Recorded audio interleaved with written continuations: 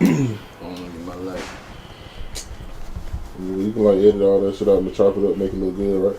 Yeah, man, all that shit. Alright. All this shit. I snore without, I snore when I snore. The snoring gonna be on camera. I snore without talking. I sleep without snoring. Shit. You speak what? When I be snoring, don't even be asleep. I hope I don't be snoring on camera. This nigga chill. Alright, man, we rolling, man. Got my man, Mr. Brian B here. Hey, hold up. You also gotta let them know this real nigga radio. Hey, he gonna let y'all know the real nigga radio, man. You know, this guy, man. Hey man, check it out, man. It's your boy Brian B on the first guest here on Real Nigga Radio. Being interviewed by my nigga Gusto, you know what I'm saying? We gonna really have something going on here, you feel me? Yes, sir. Yes, sir. So it's more of a podcast. Mm-hmm. You know, so this conversation. Real nigga conversation. You know, like you said, like I feel like it's rolling, so we good. But you know, that's what we gotta chop it up where you have that like intro. Like you said, it's my boy Brian B. Da da da. That's how it's. Then make some intro music or whatever. But anyways, to the interview, man. You know, to the outside world. You know, tell people something about yourself. You know, I'm Brian B. I'm a revolutionary. I'm from the east side, south side. You know, came up on the east side. Spent a third of my childhood in Atlanta. South side, I'm mainly from Flint Street, Monroe Street. You know how that go. And what is that? Where we at? We on the south side right now. I'm saying we in Baby, Georgia. You know. Oh yeah, Bama, Georgia, south side. You know what I'm saying? This is what we get in there. Fresh Out Studios. You know, yes sir. Yeah. So you know where's Brian B at this moment right now? What do you got going on? What's his direction? Right now, man, I'm doing podcasts, videos.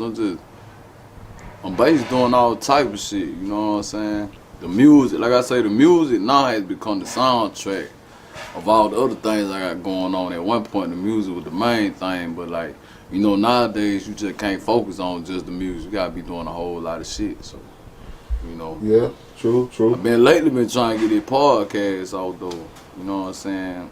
With my hood river sessions and all that type shit. Like I've been mainly getting this podcast out because that's really where the money is right now. Got you focus on the bag. Focus on the bag.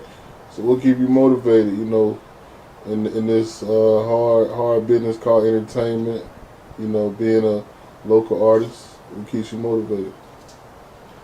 Nigga being fucked up. Shit. Being fucked up keep me motivated. You know what I'm saying? I don't want to say I'm always fucked up, but you know what I'm saying? I ain't in a position where I ain't out of that pressure zone. You know what I'm saying? So I feel like, just not having what I want and being where I want to be in life keep me motivated. Right, so it's back to the bag. Back to the bag. So, you make music, so who were some of the artists that influenced you to want to make music?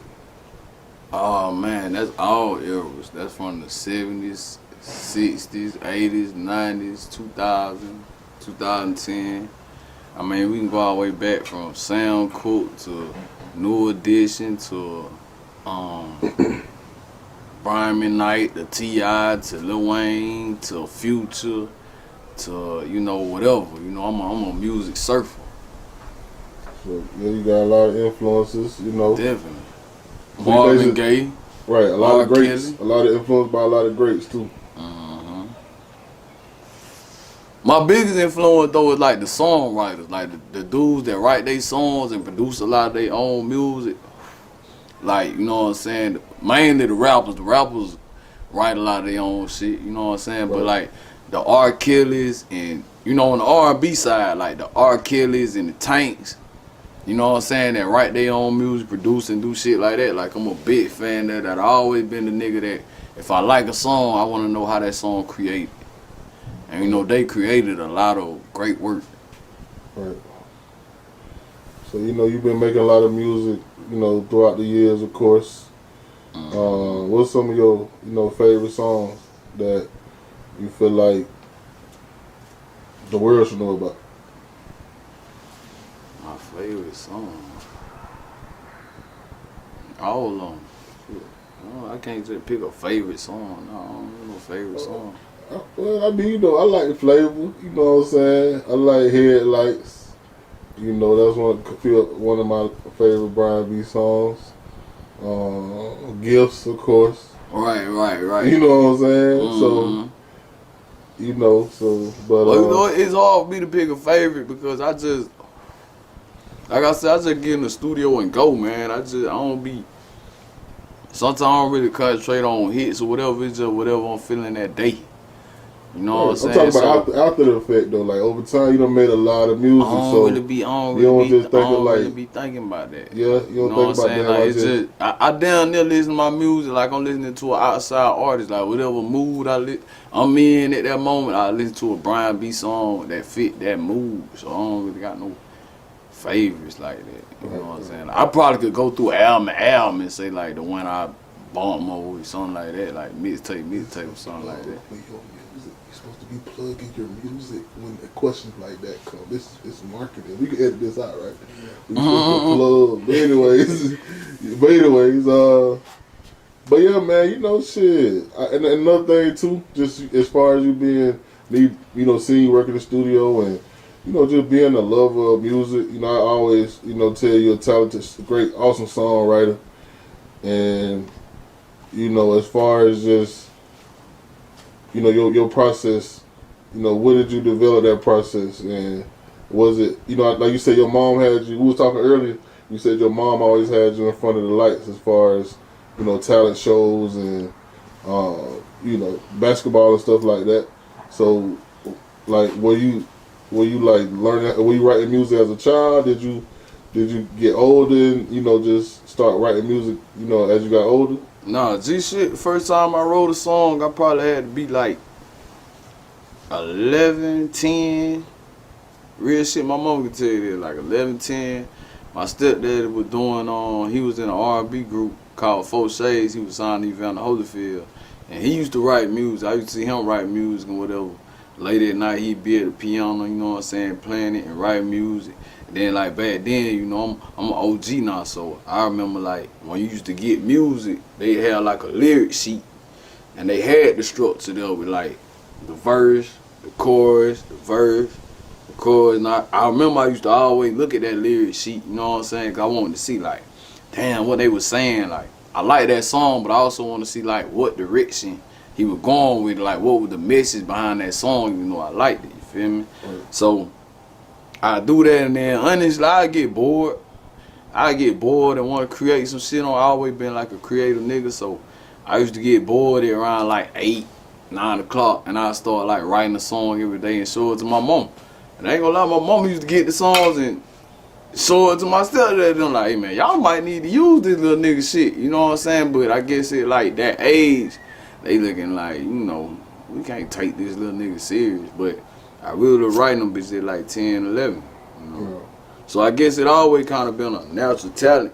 But I write R&B songs then, cause, you know, I grew up with a lot of women. So that's all I heard around me, like R&B songs. Like, I wasn't really around niggas playing rap like that, so I got like 12, 13.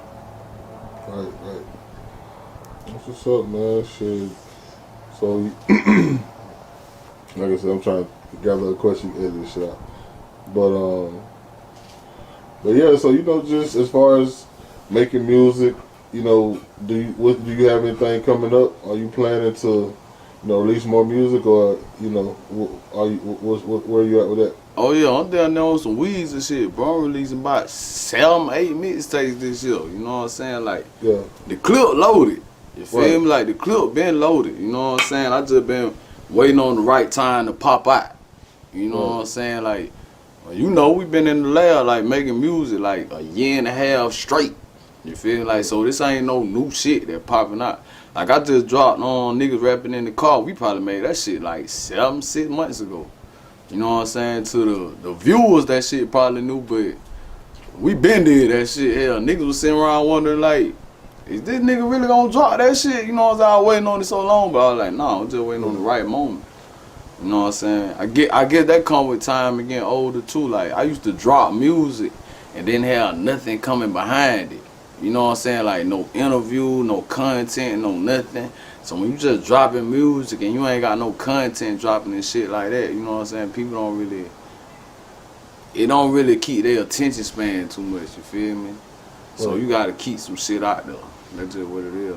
I remember this female come to me one day when, like, you know, I ain't gonna lie, as a rap nigga, sometimes you really hit them slumps.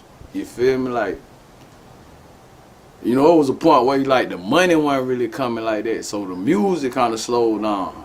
And I remember this female coming to me like, Brian, what happened? I used to watch all shit like a TV show, like I was watching it all the time. So, you know, that just showed me like you gotta keep some shit out there. Cause once shit slowed down, she thinking like, you know, she ain't knowing like, and fans don't want to hear like, hey man, the money slowed down, we can't put this out. Ooh. All they say is you gotta keep working. Right. So you know what I'm saying? Like the hardest part about doing that music shit is the reality part. Like you gotta have money, you gotta have time, you gotta do this shit while dealing with personal problems. And some people can't handle that, like really working through that personal shit you got going on. Like that's the hardest thing about doing anything. Right. Is the personal to you? You feel like the personal is the hardest thing? The personal the hardest thing because you know what I'm saying, you got a lot of real shit going on around you. You got bills, you probably trying to maintain an old lady, you got kids, people be dying, you probably got somebody to take care of, or you maybe even have the pressure of, you know, your shit might not be working right now, so people around you telling you do other shit, you know, and all that type of shit. Like, it's a lot of pressure with trying to accomplish a goal and having personal shit going on at the same time. You good now? Are we on the clock or something? You good? You good? You good? We want to continue? Oh yeah, we good. All right, you know, but you know, we talk about music again. Just, you know, the love of music, and you know, you will do it if you don't, even if you don't get paid for it, right? But you know, like with all the competition, with all the, you know, the ease of uploading music and just trying to get your music heard, you know, why do you feel like that, or what is it that's not, that where you feel like your music is not being heard? Well, for me personally, like I'm a working nigga, so the job itself take up a lot of your time when you're a working nigga. Like when you gotta put in 8, 12 hours at the job, Right. and then you trying to find some time in between to introduce with your family. Main thing is networking.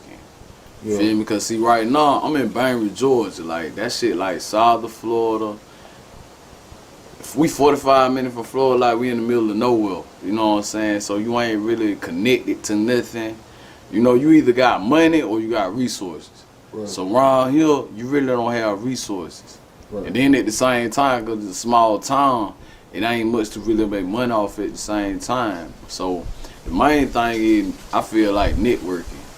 You know what I'm saying? Like networking, get out here, introduce it to yourself to the people, introduce these people to the music, you know what I'm saying? Spending time with the people, being part of the community more. Like that's the part that's probably lacking. You know what I'm saying?